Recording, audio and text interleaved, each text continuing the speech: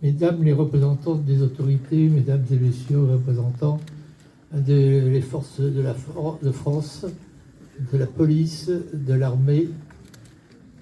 bonjour chers amis à toutes et à tous. Je pense que en cette journée du 10 mai, il est important de pouvoir souligner la force du discours que vient de prononcer Juanita et qui nous appelle à profonde réflexion sur l'état de la situation de France par rapport à ce qui a traversé notre histoire de France, à savoir l'esclavage. Je crois qu'il est important de constater tout simplement qu'à ce jour,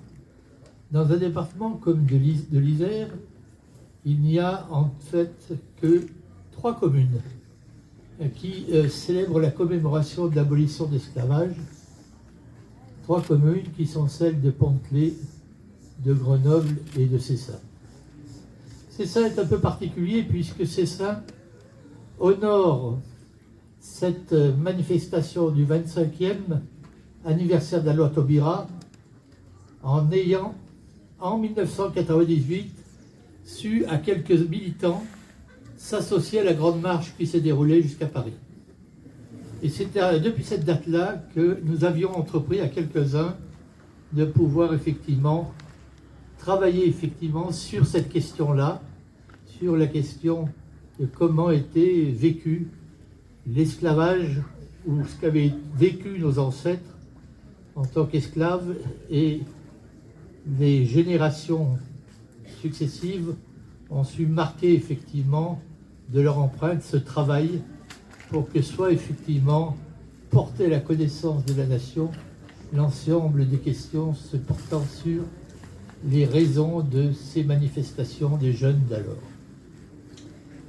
Très honnêtement, je pense qu'on ne peut pas faire aujourd'hui le constat que la loi Taubira ait traversé notre nation en étant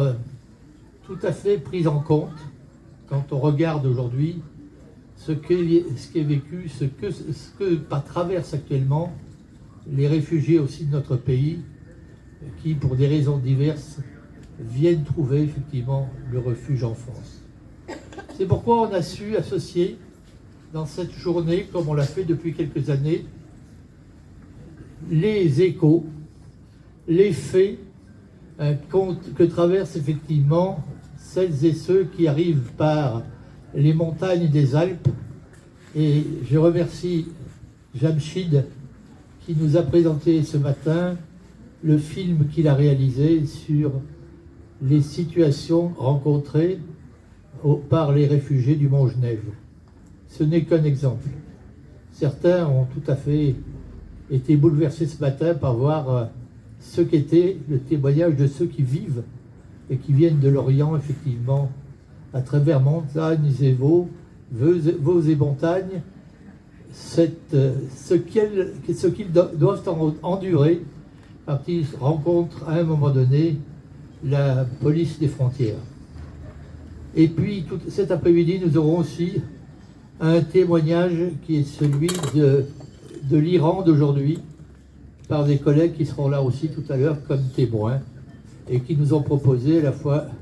une exposition, un film et des propos, leur témoignage, le témoignage de leur famille. Je crois que ça c'est important, et qu'en cette journée de mémoire, il nous est important aussi de nous ouvrir au témoignage des autres. Et ça c'est le travail aussi de la Fondation pour la mémoire de l'esclavage, qui sait aujourd'hui, à travers les écoles, les lycées, les communes ou les territoires, apporter effectivement les informations nécessaires. Et je vous propose tout à fait de vous mettre aussi en relation avec la Fondation nationale, qui sera aussi vous apporter tout à fait des informations et la formation nécessaire pour mieux appréhender cette période. Il ne s'agit pas, et je ne veux surtout pas, venir, je dirais, compléter en quoi que ce soit les propos de Juanita, parce que j'en aurais pas effectivement la force et la bonne connaissance, mais je crois que nous devons effectivement être des témoins à part entière, ou en plus des passeurs, effectivement, de notre histoire de France et de la partager avec le plus grand nombre. C'est ce en quoi je vous appelle, en tout cas, à effectivement engager ce travail, puisqu'il n'est pas aujourd'hui beaucoup partagé des habitants et des citoyens de beaucoup de communes qui ne savent même pas que c'est quelque chose qui est inscrit au calendrier mémoriel de la France.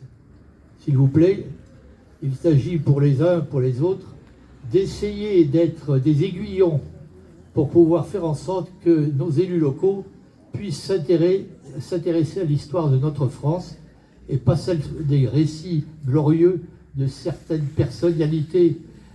qu'on est en train d'honorer ou qu'on voudrait honorer, parce que celles-ci, elles ne le méritent vraiment pas. Nous, c'est l'histoire de notre peuple qui a vécu des situations différentes, divergentes, mais qui méritent aujourd'hui d'être au grand jour, mise au grand jour, comme l'a pu le dire Juanita. Et moi, je vous invite à une petite phrase qui est une devise de notre association, mais je ne veux pas la trahir: s'éduquer à l'égalité et faire de l'égalité une réalité. Merci.